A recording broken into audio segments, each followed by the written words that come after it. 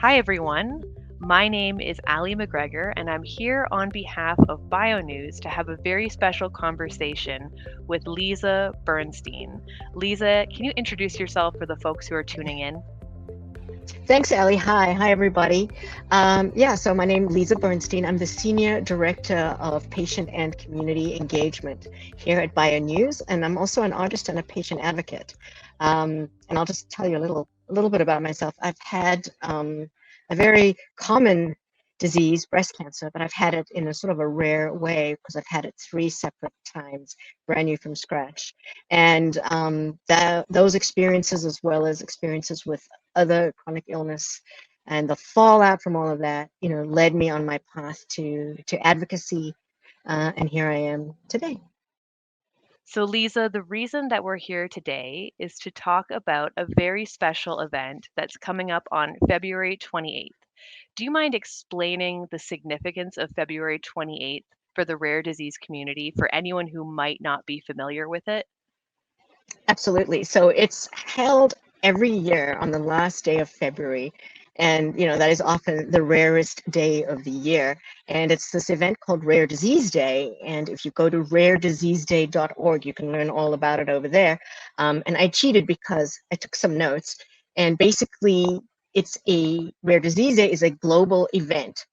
And as our site says, it's a globally coordinated movement on rare diseases working towards equity in social opportunity, healthcare, and access to diagnosis and therapies for people living with a rare disease.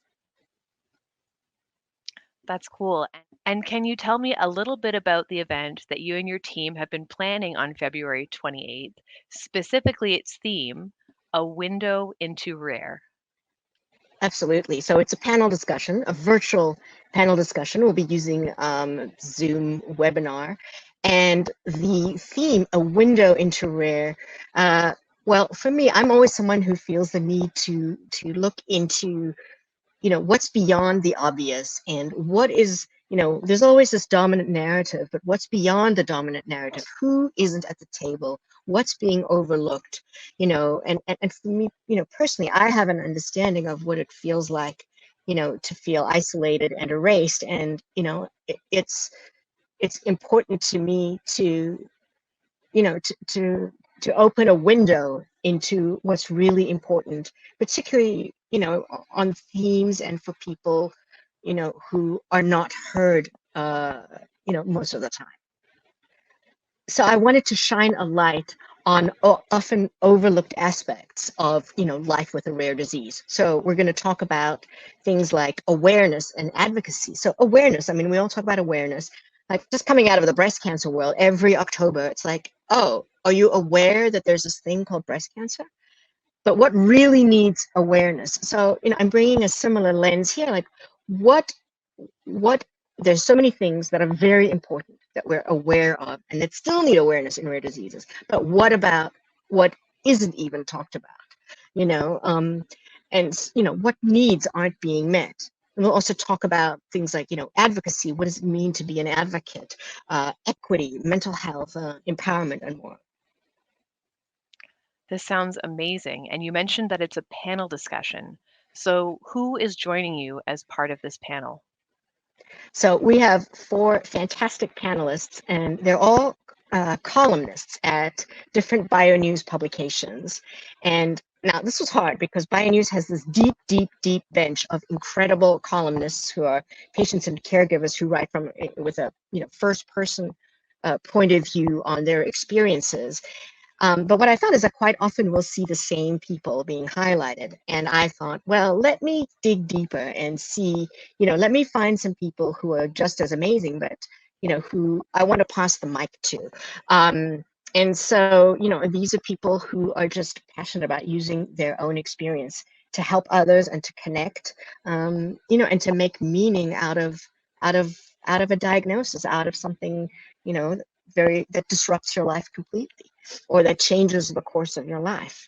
Um, so some of the things we're going to talk about that we all have in common, and this is what I find really interesting, is that despite the differences in diagnoses, we share so much and we learn so much from each other, be it, somebody who's newly diagnosed, someone who's a veteran. Um, anyway, let me tell you the names of the people who are going to be joining us. So we have Paris Dancy, and Paris is a columnist with Cushing's Disease News. We have Michelle Gonzaba, and Michelle is a columnist with Myasthenia Gravis News. We have Claire Richmond, who's a columnist at Porphyria News. And last but not least, we have Sherry Toe, who is a columnist with SMA News Today. And let me tell you about Sherry. We're doing something very special here because Sherry is 16 or 17 hours ahead of us in Singapore. So she's going to bring a very interesting perspective from Singapore to our sort of American centric discussion. And Sherry, due to some complications with SMA, will not be able to be live on the program with us. So Sherry is going to write in her participation. And Sherry's dear friend, Brianna Albers, who is another one of our columnists, also at SMA News Today, Brianna will read Sherry's point of view, so that Sherry can participate in the panel. So we also have something that's very important to me and to all of us here, which is, trying to be as accessible as possible. And it so happens that Brandy Moody, who is a columnist at Cushing's Disease News, is an ASL interpreter. So Brandy will be doing her part during the panel to provide ASL interpretation. That's amazing, Lisa. That should be included in all events, and it's Yeah. fantastic to hear that this event will have that as well. Have you heard from any of the panelists about what it means to them to be involved in this event? Absolutely. I think one of the things that the panelists are really happy about is diversity and representation, that we're going to have a group of people who are much more representative of the population at large. um, they're also really, we've had some really amazing prep discussions in preparation for the panel, and finding validation in sharing each other's experiences, validation in feeling like, wow, when I share my story, I can help other people. So what I've gone through isn't for nothing, and what can I help others with?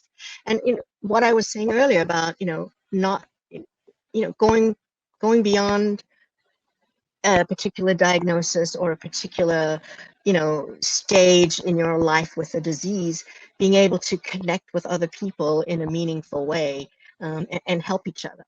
And so another thing that's really important and that already came up in our prep conversation is that it's really important that when patients share their personal experiences, it's not just about sharing personal experiences, it's also for people to understand that patients are experts in their conditions and experts in, what it means to live with a given condition.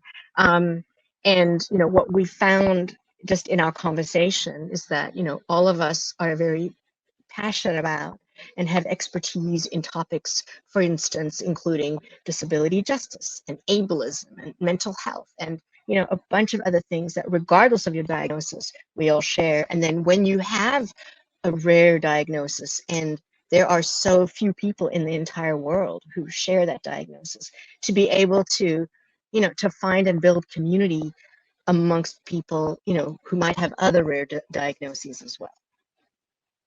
Yeah, that sounds incredible, Lisa. It sounds like something that a lot of people are going to find very meaningful, and really enjoy participating in. Will there be an opportunity for attendees to actively participate? What will that Absolutely, look and like? that's yeah, yeah, no, that's very important. This is not just a one-way street of us talking or the panelists mostly talking. We want to hear from attendees. So two things. First of all, we'll have a chat Q&A, so people will be able to, ask their questions via chat, and then we will, the panelists will address them. And I know we're going to talk about registration. We've done a fun thing in the registration form where we ask for very little information. It's just the info we need in order to, allow you to join the event.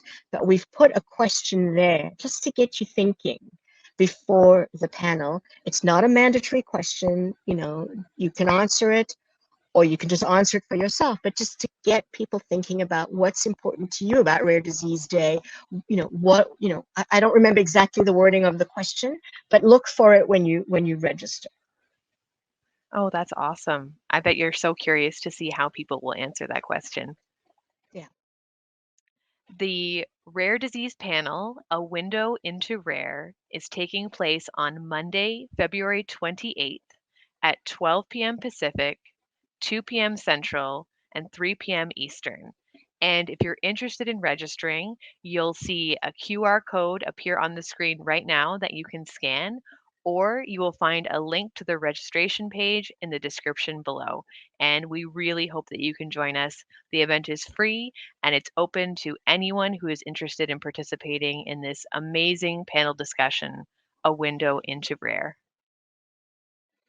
So another thing that's really important and really awesome about holding public panel discussions like these is that, each of the participants with these lived experiences gets to talk about, what's important to them and and and what it's like. That's why we're calling it a window into rare. And that, their loved ones and, people that they might interact with, be it even, clinicians, get an opportunity to hear about, what it's like, what's important, in a way that they might not if they were just talking one-on-one to this person. Because, when we're one-on-one with someone, we might not want to, go to a place of vulnerability, or we might not want to, we might not feel safe talking about certain things. So it's really important that we have these discussions.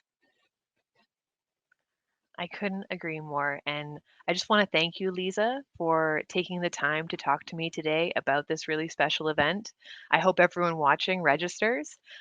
Will there be a replay? Will it be recorded if people want to watch afterwards? Or is this an incentive for people to attend live? Well, no, we absolutely want you to attend live if you can, because we want you to participate and, give us questions and whatnot, so we can, have a reciprocal dialogue. However, not everyone's going to be available, and so absolutely we're recording it and we'll make it available. And my hope is that this is a way to open the conversation and to start a larger dialogue, because, that's the beauty of websites and social media and the internet, is that we can put it out there and then, engage in dialogue beyond, and who knows what we'll do next. So absolutely, it will be available for replay. Fantastic. Thank you so much, Lisa. Is there anything else you'd like to tell the folks about this event?